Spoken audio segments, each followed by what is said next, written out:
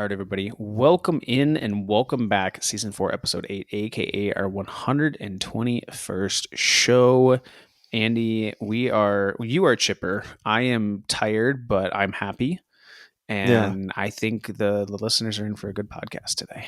I think so. We're going to try to keep it as condensed as we can, just because of I think both of our tiredness. But I want to say this has been a good week for both of us. So hopefully Rare. that comes off, and yeah, that's which is very rare. It's usually been like up or down for either of us. Yeah. But it looks Yeah. like at least in this week we can smooth sail coast it. So yeah, let's start over in Barcelona, Paul. How did Barcelona get back to winning ways? Sure. So, back after the international break, as we mentioned, didn't end the last run of games before the international break too well, or too strong, I should say. So, but Barcelona was playing Girona, got off to a good start in like 15th, 16th minute. Ball got to Pedri. Pedri made like a darting run across the box, hit it back across the face of goal with his left foot.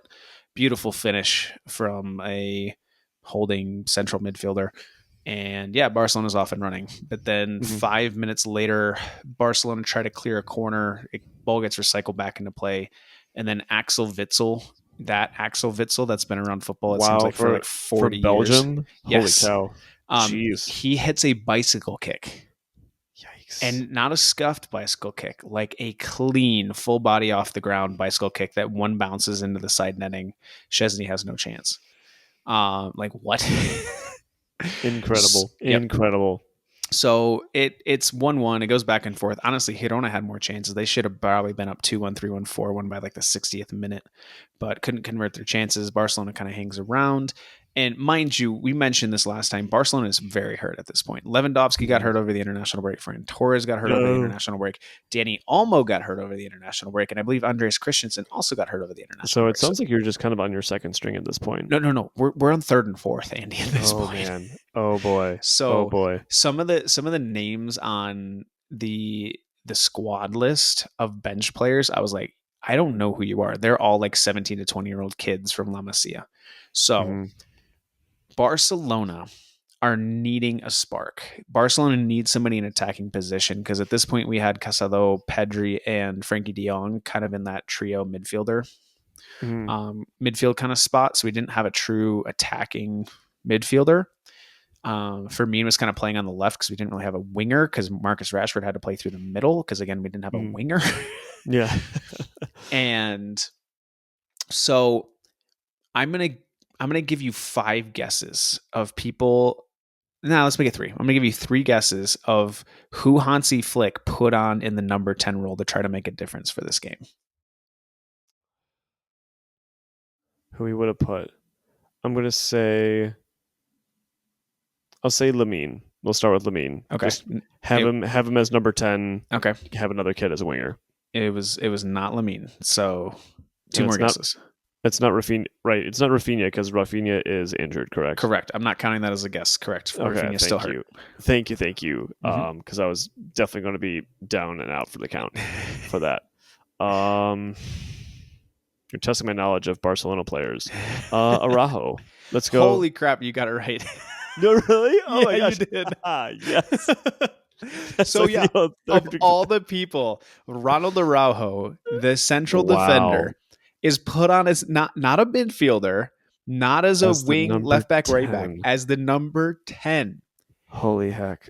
And get Was he like this. Wout Weghorst kind of one because like he just took the long balls and would just like corral him? Was No, that the plan? he wasn't, because he wasn't playing up top. He was playing in like the more recessed number 10. Oh, jeez. Kind of like false Okay. 9 number 10 role. And so no, and get this. So Barcelona in stoppage time, ball gets planed out the right side into space to Rooney Bargi, who had come on for Lamine because Lamine is still kind of recovering from his injury at this point. Yeah. And he kind of holds up play, plays a beautiful through ball to Frankie de Jong, who kind of gets the defender off his back, plays the ball across the box on the ground between the 6 and the 18. And Ronald Araujo, going away from goal with the defender on his back, hits the ball perfectly back across his body past the goalie for the game-winning goal. Holy heck. A goal that Where's this been? Yeah. any striker in the world would be very proud of because of what was going on. But this is Ronald Araujo. who is Mhm. not a goal scorer other than usually with his head, Wow. saves Barcelona. Wow. Absolutely saves Barcelona. There's Um, nothing better. super sub question mark? Absolutely. I And think yeah, you could put him in. Yeah. oh yeah, 100%. But Barcelona was very upset because Hansi Flick also got a yellow and Yes. then into a red card. And there's Yes. criticism because he was supposedly trying to get Frankie de Jong's attention to try to give him tactics. And the referee took it that he was being yelled at. So the referee gave him a yellow and then a second yellow for a red. Wow. And Hansi was very upset. Hansi also made some rude gestures after that goal from Araujo went in. Hmm. I don't know if you saw that on social media. I did not know. If I if did see that he got a red card, and it looked like the picture that I saw looked like he was on the he was in like the pitch, but like to me that's not. I never thought that was a red card offense, so I didn't know that had already I happened, and he was giving instructions, and then it got misinterpreted by the ref. What the yeah, hell? Yeah, that's yeah. wild. Yeah, so I didn't see him on the pitch, but he also did not completely leave the field after getting his red card. So he made some rude gestures. They are quite hilarious, in my opinion. If you are a listener and you are of age, go look those up on social media. Very funny to see this man who does not usually get animated like that act in that way. But the negative of that is that Hansi Flick is now going to not be on the bench for El Clasico this weekend Yeah, and because that's that's the big. next league game. So that's a bummer. But I think the referee was kind of sus in some of his decision makings and things like that. And there are a lot of Barcelona fans on social media saying that he had like a parlay on the game and it Barcelona winning ruined his parlay, blah, blah, blah, blah, blah. You know how the trolls are on the Hmm. internet. Yeah, yeah. It wasn't the most egregious thing, but I think he missed a whack on Rashford's face in the box that should have been reviewed that wasn't. Just like things like that. But Barcelona, the thing that we always say is no matter what the referee does, if you're the better team, you have to find a way to win. Okay. Yep. And Barcelona found a way to win, which is what we wanted. So, Yeah. great win there, keeps the pace in the league. And then Barcelona had a midweek Champions League game against Olympiacos to try to make up for the loss against PSG in the last Champions League game. So Barcelona gets off to a hot start, 2 goals in the first half, beautiful goal from Fermin and then one from Rashford, or no, both were from Fermin in the first half. And Fermin looks like a man possessed, and I absolutely love it. He is flying all over the field. He is taking opportunities, like just amazing. And Barcelona go into the half up 2-0, and then Olympiacos get a good goal back in the second half. So the referee and the VAR did their job in this case. So here's the situation. Cross gets played in the box. The ball appears to go off of Eric Garcia's back/arm. People are kind of not sure, right? Ball gets played to Olympiacos player who then plays the ball back across the goal for what ended up being a nice headed goal. VAR gets involved and says it's offside. VAR then gets involved again to say, hey, come look at a possible handball.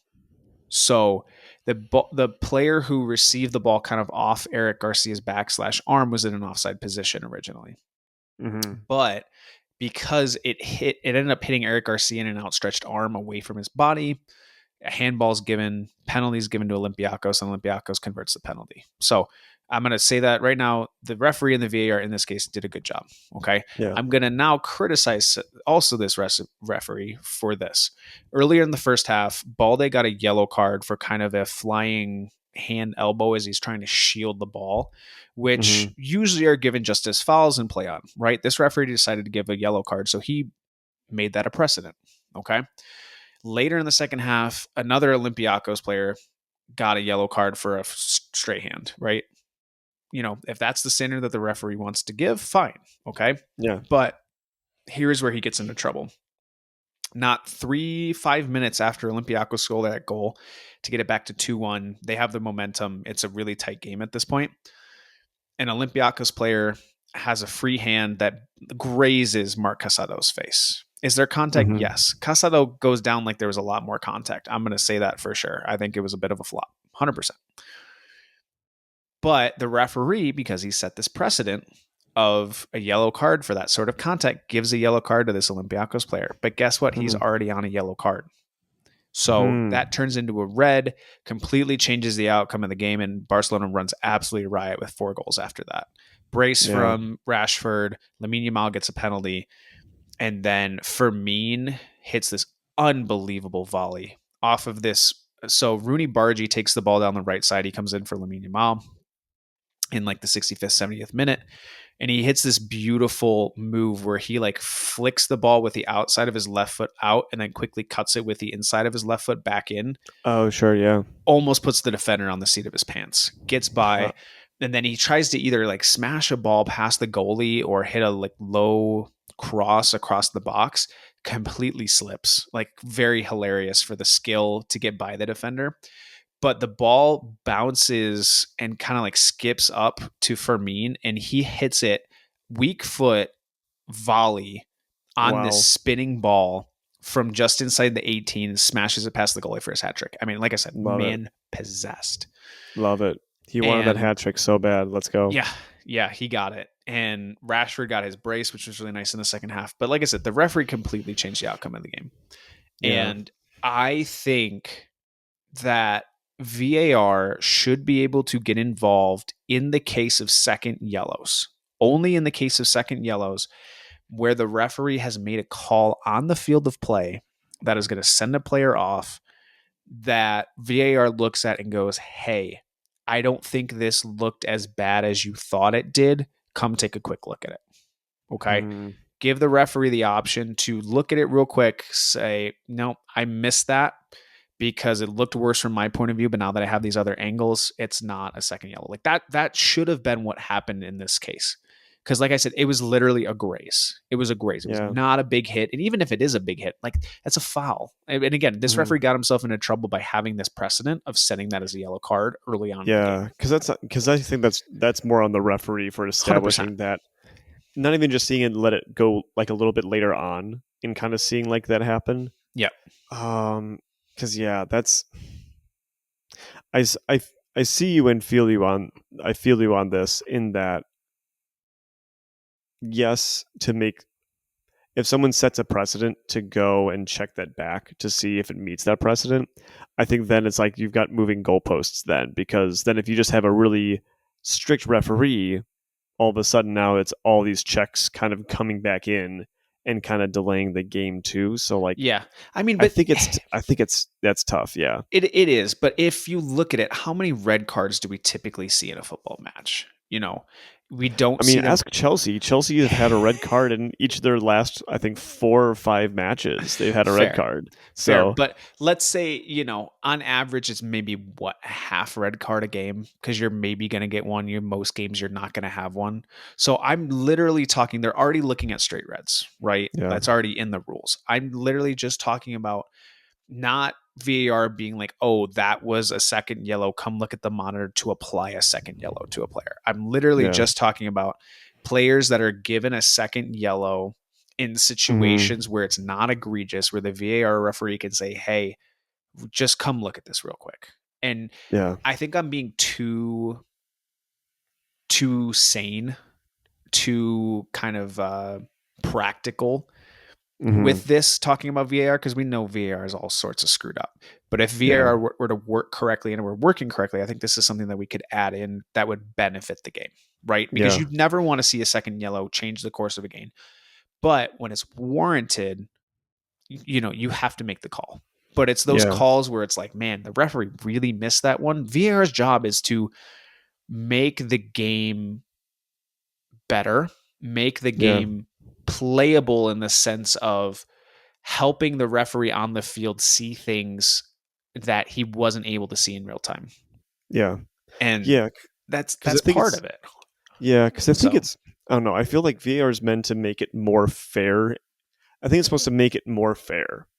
Because like the whole thing of like right. the offsides, right? Like Yep. knowing what that offsides is, or in the fact of like you kind of go back as you should and go back to even see like a play, and if there's a big foul that led to a goal, like a foul committed by the other team that then leads to a goal, checking Mm-hmm. that like that, all that makes Yes. sense to Yes. me.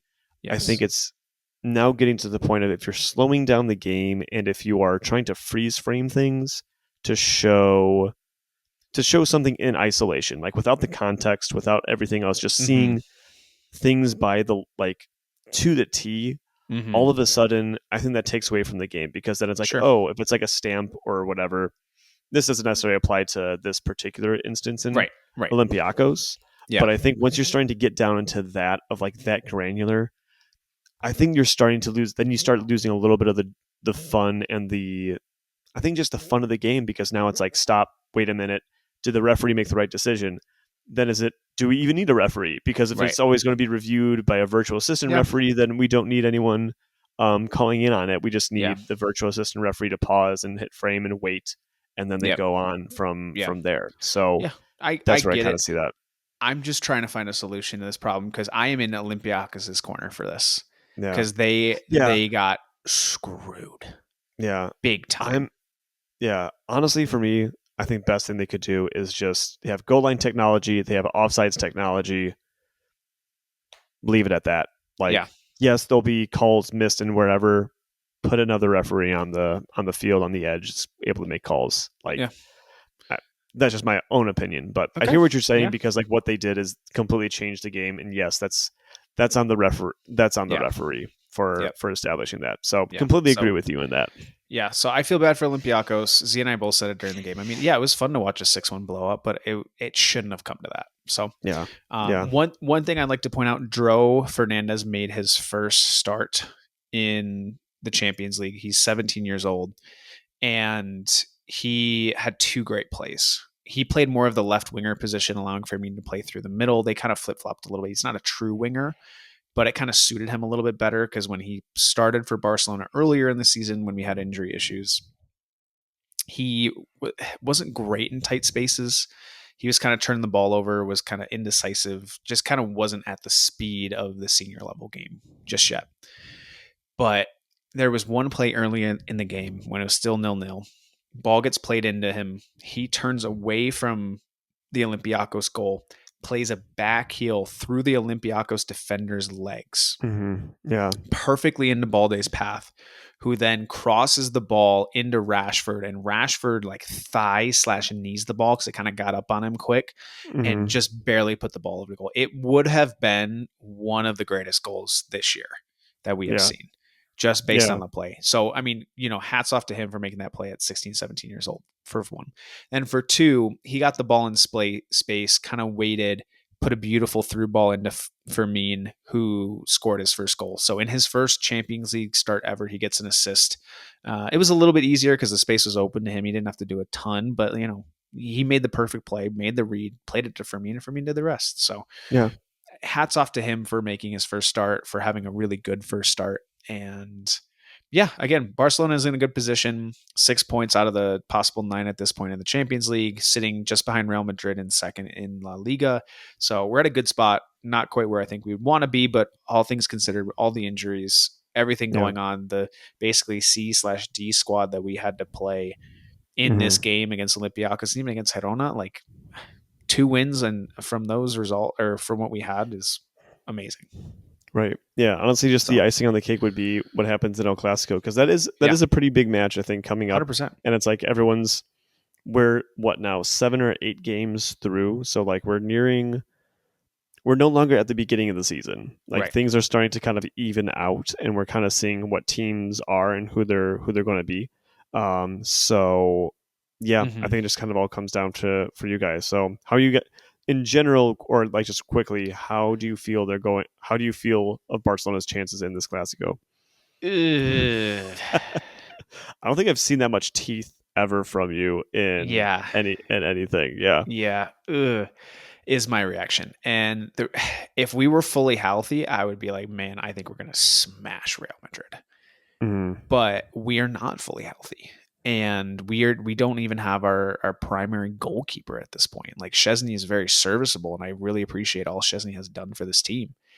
And he's a good goalkeeper, but Joan Garcia is a great goalkeeper.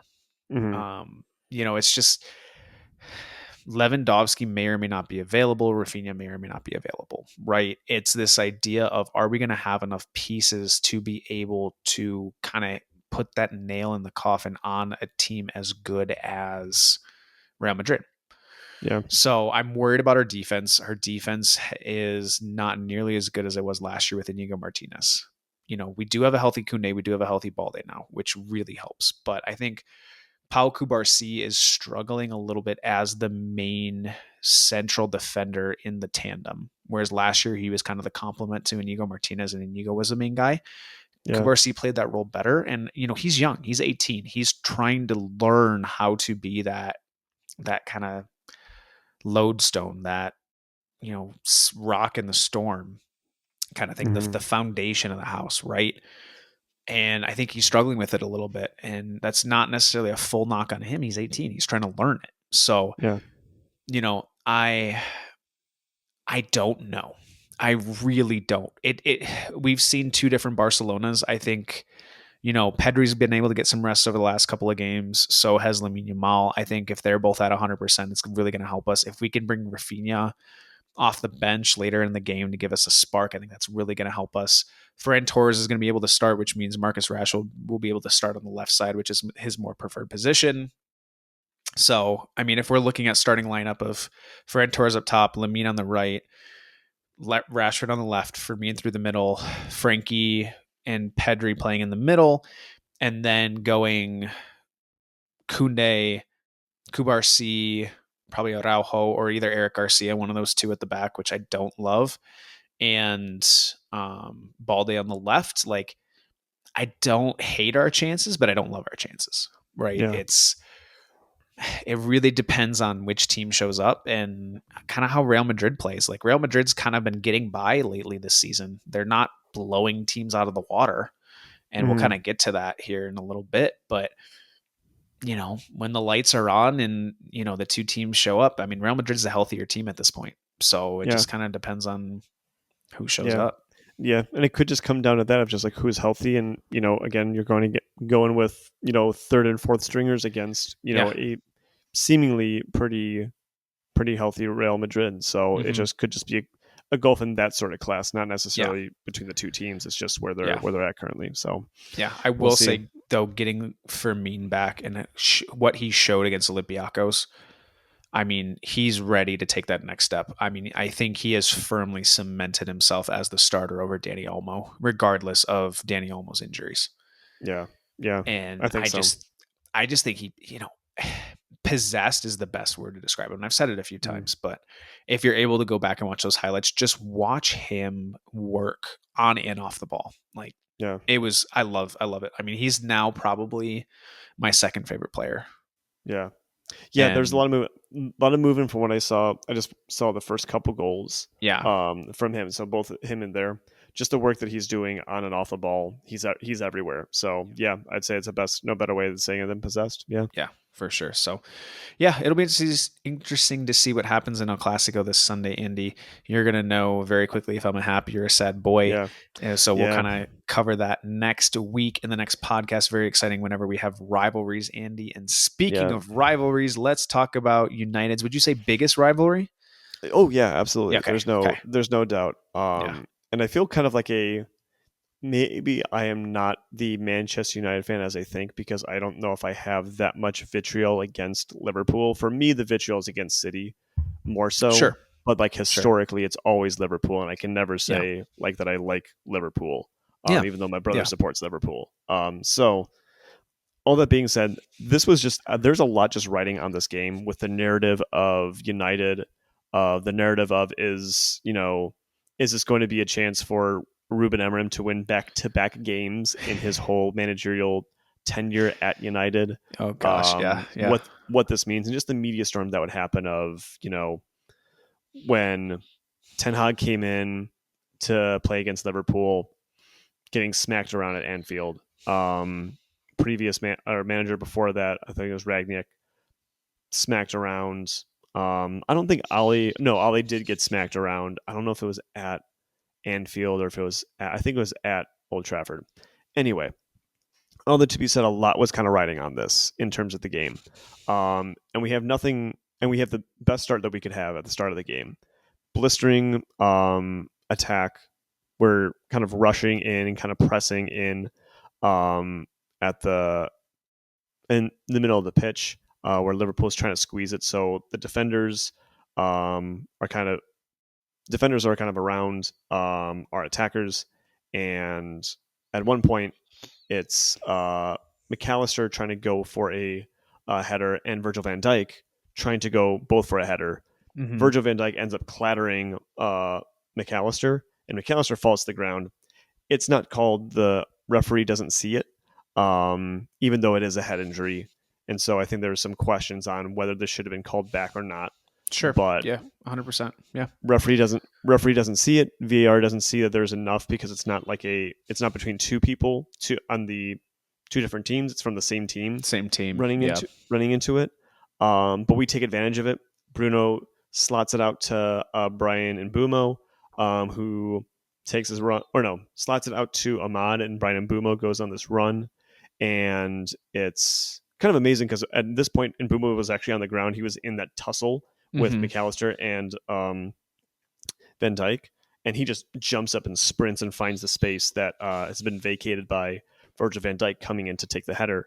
And Ahmad lays it off to Brian Mbumo. Brian Mbumo hits it in past the keeper. It's not Alisson.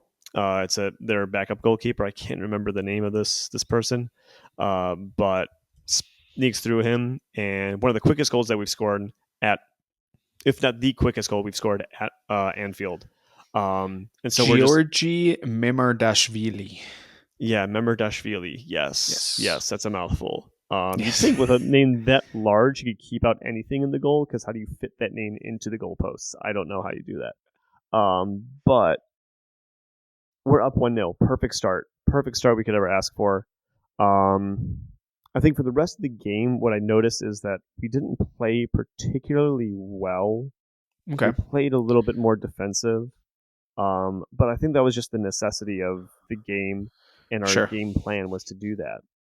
We kicked it long, and we caused some disruption where in the attack, where usually our focal point is Šeško, but Šeško was benched in favor of Cunha, and this was a great tactical piece, because Amorim recognized that Liverpool's defenders love a battle like that. Love to have one striker kind of battling it between the two. Just makes it a little bit easier. So they wanted to just throw a different look, and Cunha was the right look for them, because him dropping in, him being in different areas, really kind of, I think, confused them and unbalanced them. So I think that helped us in our attack. But I think for Liverpool, they just kind of looked like a little bit rudderless. And didn't seem like they were really able to kind of take advantage of some of the holes that we had, even in our team. But all that being said, there were chances, a lot of chances missed, I think, from Gakpo. Yes, he hit the 100%. post, I think, 3 or 4 times in the match. Yeah, and just put it over at one point on a header too, or wide. Yeah, he got it completely wide on the header, so he was off on that day. But I think just what was then very telling, if you probably know how this story has gone, is Liverpool then get back. They get a goal in the second half, and usually this is the time where United crumble. Like, this is where the wheels go off, and they just kind of sit in and give up. Especially in a place like Anfield, where it's like the most hostile place in the Premier League, probably in maybe world football, one of the most hostile places to play. And what comes next is we are able to get a corner, and corner gets in, it gets pumped out, recycled out to Bruno Fernandes, who volleys across, like in this kind of like looping crossover. And who's there but Harry Maguire? Good old slab put it head. in the back. The good old slab head. I think I shouted that, and I woke Bridget up from sleeping. She's like, "What?" Hearing me yell "slab head," and it was a great moment. We'll get into it later, but I think just a fantastic moment for him. Really, because of everything he's gone through. We'll touch on it more. But I think just for us as a team, I think this could be a turning point, but I think it just means a lot. It means a lot in a sense of like the narrative of where our season is going. I think this is like now our season starting. I honestly I feel that there feels like a little bit more togetherness. This feels like a wiliness that we have, and a little bit more composure from that, which we didn't see in the previous game. So I really hope Mhm. that continues. But I think what also stood out to me is all the players are saying, "Yep, this is nice, but this doesn't matter. It's the next game because we Mhm. know we need to put games together." So Yeah. glad to see they're not getting taken away, but they're enjoying that moment, because they should. We haven't won at Anfield in 15 years Yeah. almost. So Do you over. feel like this buys Amarin more time? Yeah, I think it does. I think there was already given time. There was going to be time given to Amarim Mhm. because of the Ineos situation. They were going to back him absolutely until the end of the season. I Okay. think. Okay. I think they were going to, but it stops the outside noise and it stops the media latching on and putting Mhm. pressure on Ineos. Yeah. Yep. Now it seems better for that. Yeah. So I Yeah. think we've stopped that noise, and that's good.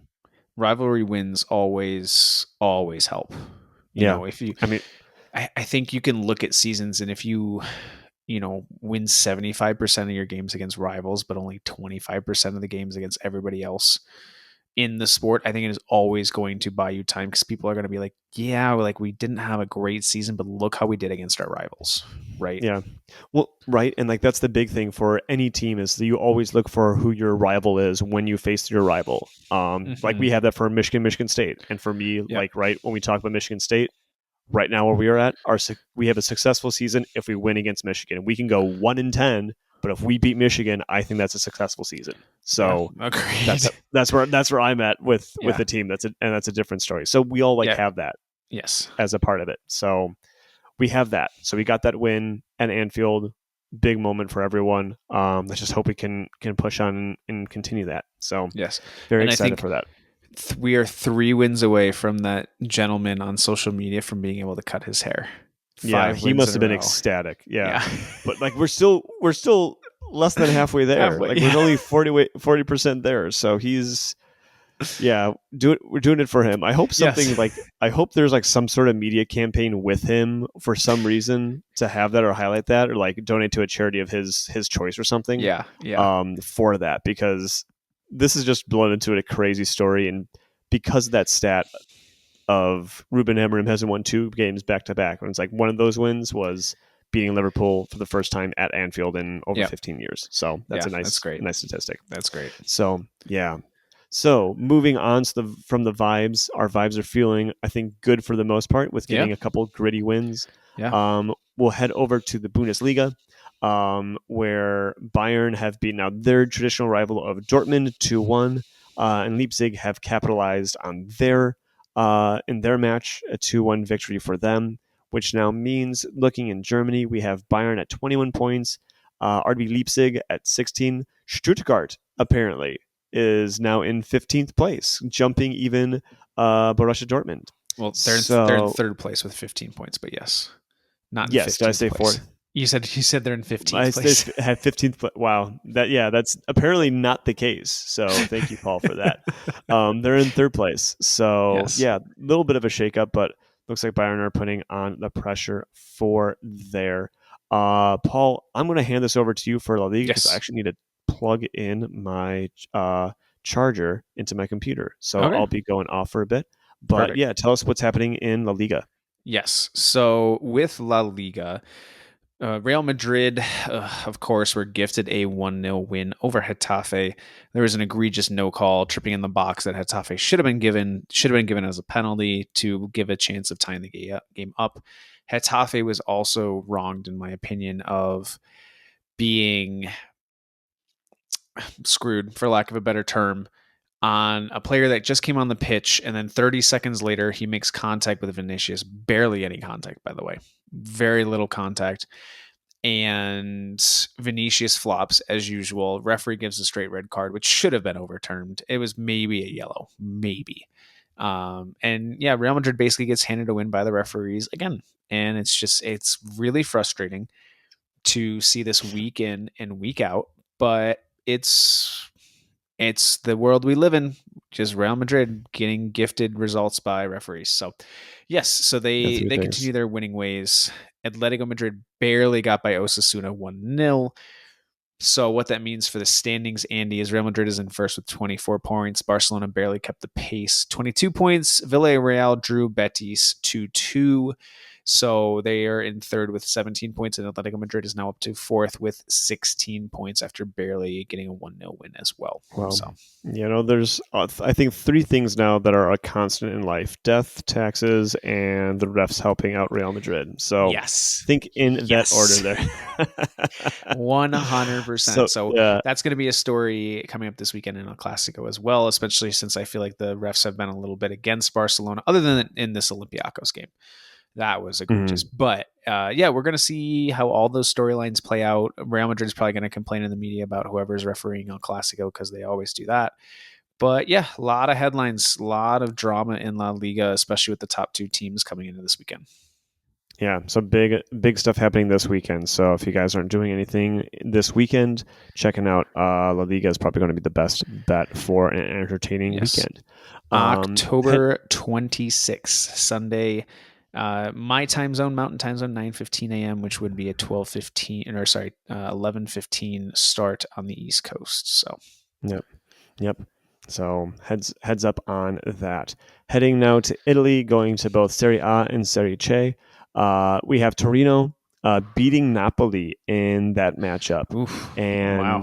which knocks off Napoli from the top of the league. As well, Inter have beaten Roma, so now it looks like there's a little bit of shuffling in the pack at the table. A couple also things to note. This was kind of big, I think. Como, which is kind of, I think, is co-owned by some former, I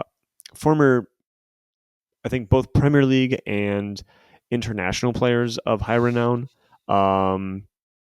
Have invested in this team of Como from Lake, I believe it's from Lake Como in that area.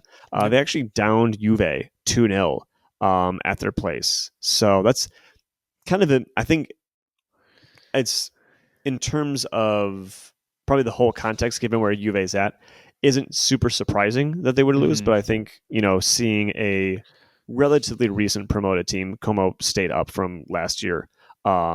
But to go against Juve or have Juve come into town and knock off Juve is a great feeling for them. Yeah. But what I will say too is Milan, I think, have been sneaking up this was I was going to say, surprising to me. yeah, so they beat Fiorentina to now make it where AC Milan's now at the top of the table with Inter, Napoli, and Roma tied for second with 15 points each. So just 1 point behind. Yeah, all just 1 point behind. So at least for the next few weeks, it's going to be really, really, I think, tight up in Serie A. Heading down to my team in Serie C of Cosenza, have a little bit of a stuttering right now. It's bringing them into seventh place in their Serie C division with a loss, and they had a 2-2 draw to Sorrento. So what that looks like for them is they're at seventh place, going up against future ninth place. I think it's Potenza. So that'll happen. Cosenza and Potenza. Cosenza, Potenza. We're going for the C's because C's get degrees. So we'll look for that, see if they can kind of right the ship. What I guess is going Cosenza's favor, thanks to FOTMob, this app that I downloaded. It's saying that Cosenza have scored 10 goals in their past 5 matches. So our offense is kicking for there, where Potenza has not had that, where it's more 4 and 5 for them. So knowing that, I think we're set up for a better weekend. But let's head to the Premier League, Paul. What is going on there besides United, beating Liverpool? Yeah, so speaking of C's getting degrees, Arsenal ended up flunking Fulham 1-0. With a set piece. Yep. City ejected Everton 2-0. So what that means with the standings, Liverpool has slid down to third, Andy. So Arsenal's in first with 19 points. City is now up to second with 16. Liverpool tied with Bournemouth at 15 points, but ahead on goal difference. So there's Yeah. been a little bit of a shakeup at the top of the table, making things a little bit interesting. Yeah, and I think Hmm. Sunderland is also up there in fifth place. Um, Sunderland's had a if great I, start to the campaign. They really yeah, have. yeah, which is just wild to me. So, but Manchester United has now cracked the top 10, Andy, up to ninth place. So that's great to see. And I Yeah. think the surprising thing is seeing West Ham down in 19th place with only 4 points on the season so far. Yeah, they're really struggling. They're Yep. really struggling. I don't know how they're going to get out of this, but the only way to get through, I think the only way to get out of it is just find ways to stop leaking goals, get some Yep. draws, start getting some points because they need to get out of that bottom relegation fast. I Yeah. think also. Oh, I think I found another super dud for this. I was just Okay. reminded of this, but Perfect. we'll go ahead and move to the Champions League. Paul, what did you notice, or what were your highlights from the Champions League? Sure. Yeah. So we had a lot of games. Obviously, we're just going to kind of touch on a couple of them, so I don't just read off a list of the results. I think the two most telling results were Arsenal with a very convincing 4-0 win over Atletico Madrid. Maybe not super surprising because Atletico Madrid has struggled this season, but I think just the scoreline of 4-0 and how dominant of a fashion that they were Mm, beaten is really telling. And I think Atletico Madrid is in some serious trouble, especially yeah, in the Champions League. So yeah, I think I agree. then just the other result of the Dutch side of PSV, not to be confused with PSG, V as in Victor, Hmm. ended up crushing Napoli 6-2. Yeah, And that's a I surprising think one. Napoli's had two kind of poor results here, one in the league, one in the Champions League here recently. And yeah, I mean, it's just super interesting. I think after about once we get past the next game in the Champions League, we'll be halfway. I'll go over Hmm. some standings kind of here, but we've only played three so far, so it's not. It's a lot of kind of teams in similar spots at 9.6 points, whatever it might be. So, but yeah, that's Yeah, kind of the most surprising results from what we saw so far. So it yeah, is. I think it's especially with Napoli because I guess I'm rooting for Napoli to get through in the Champions League. Is just that the reinforcements they've gotten in of Kevin De Bruyne and Rasmus Højlund, players that are of a good quality, mhm, boosting that and just seeing them or only win one of their three and losing the other two in the Champions League, yeah, is kind of it's tough to see. for So sure. still lots of time to recorrect that. Yeah, But they're going to have to find a different formula to go and just make it out of the Champions League for them. yeah, So definitely, definitely. that So that brings that's us it. to the end of the leagues and the vibe checks around the leagues. Paul, we'll go into our favorite segment of the super subs Yes. and duds. Who is your super sub, Paul? I want to say this picture that you put in our show notes Yes, of Harry yes. Maguire superimposed on who is that supposed to be? That's dude. That's Ronaldinho. Okay, I thought so, That's but Maguire Dino. the jersey number of 19 was really throwing me off. Like Yeah, the yeah. hands looked like Ronaldinho, but the jersey number, I was like, is that okay? But anyway, It's either so Ronaldinho or Ronaldo, but I want to say I it's think that's Ronaldinho because Ronaldinho just because with that was the he length of was the hair. he threw the shakas too. Ronaldinho threw the Yeah. shakas. So Ah, I forgot. Oh man. Love yes, Ronaldinho. Holy cow. yes, 100%. But yeah, so I think you already know who mine is going to be. It's got to be Ronald Araujo for being put in out of position, scoring an absolute goal scorer's goal against all odds to save. I'm not going to say save Barcelona's season, but keep us at pace. Oh Because sure, it yeah. it definitely sets us up for success against Real Madrid, and just kind of a win will see Barcelona back into first place. So keeps us Hmm. in touching distance, which is great to see. That's great. And I think it's interesting too now seeing defenders going up to playing 10 because it resonates with whom I have as a super sub of Yes. Harry Maguire. He wasn't a sub in the game, he was a starter brought in. But I think this is just a moment for me to even eat a little bit, not eat a little bit, eat a lot of humble pie, a slab's head worth of humble pie, I think. Because he is like thinking of the progression of Harry Maguire. I think even when we started this podcast, this was kind of seemed like the beginning of the end for Harry Maguire, and I was Mhm. wondering like what's going to happen next. Like, is he just going to kind of die out at United, where he's going to see out his contract and he'll find some other place to play afterwards. Mm-hmm. But his whole decision to stick through it and saying, no, I'm going to fight for my place, and to get this kind of mini resurrection that he's, no, not mini resurrection, of a full resurrection of his career at Mm-hmm. United, Yeah. and being one of these strong performers. I still think there's just a thing of, it's becoming more and more, I think, apparent that really what had happened to Harry is that he's been put in a position that doesn't always bring out the best in him, in Mm-hmm. terms Yeah. of either being playing in a high line, or playing in the center of three pacey, or two pacey center backs, Mm-hmm. that he had the setup in England and elsewhere, and being asked to do things that aren't in his locker, um, Mm-hmm. but being as that center back, like if you make a mistake, it's very apparent to everybody else. But he shouldered that, and I think it really has been a really great leader for United. So I think even in the past, I might have been calling for his captaincy to be removed, and wanting him to be moved on. And I just want to say to Harry, I apologize for what I have said.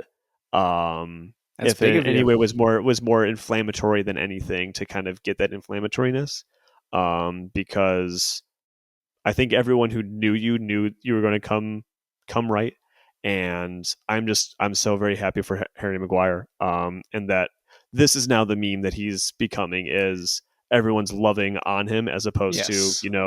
being called out in an African country's parliament. I think maybe it was Nigeria's. I can't remember. I don't want to misspeak I necessarily. I I think you're correct. I think you Okay, are. where he was made a meme of, and Yes. to have to deal with that and have to overcome that level that really no one else, I think, has seen, in terms of the level of scrutiny and that memeness of just becoming a complete joke as a professional, to now Yeah. being, you know, probably the most consummate professional and the probably best example of a professional out there in sports right now. Mm-hmm. So congratulations to him. Long may it continue.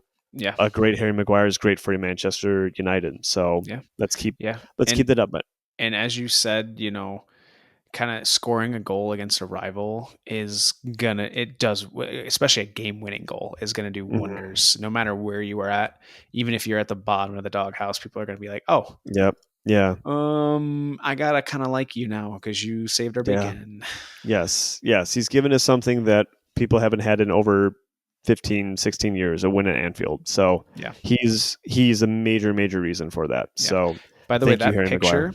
that picture needs to be your phone background.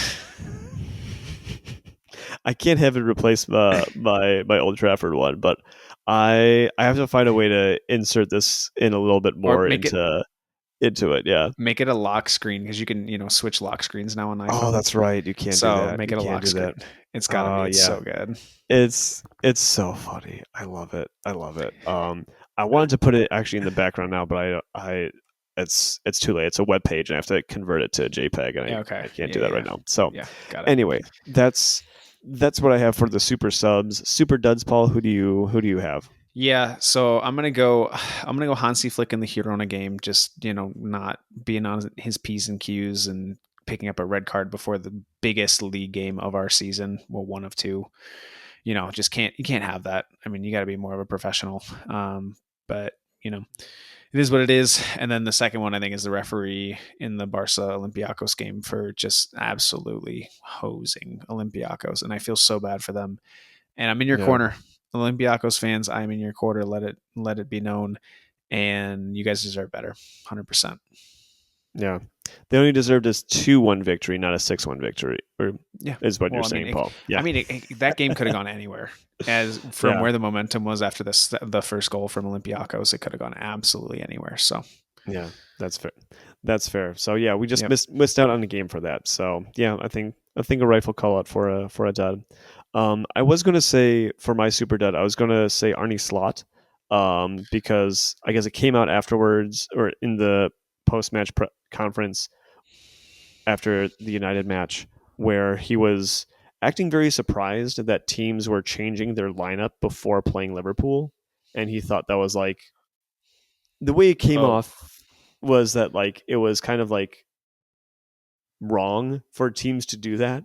As in like, no, you weird. should absolutely change it. It's like, or keep your same lineup as you do play other teams. And it's like, Whatever. no, no, we're allowed. Like Yeah. that's why there's team sheets to switch them up Yes. for all that. Yes. So that was going to be my super dud, and I guess it kind of is.